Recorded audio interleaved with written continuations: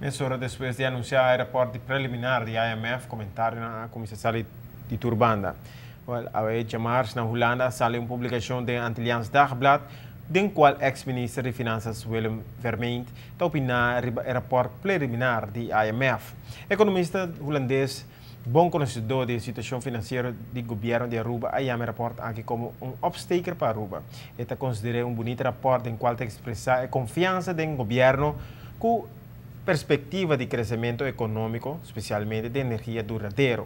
E mesmo o professor holandês nota uma diferença de noite e de dia entre o rapport de CFT e o de IMF. Ele sente que o político de Den Haag está muito metido atrás do pensamento de CFT. Ele avisa que por fazer algo que o rapport aqui e de outra banda, ele avisa também que o governo está arriba o rumo correto para não ter em conta que tem mais esforço para fazer, mais ajustação para por queda de norma não deseja para finanças de nosso país. Mientras tanto, nós vamos passar para nosso compromisso comercial Ordens de Back. Aí, sa parlamentário está para mais castigo, dependiendo para qual crime.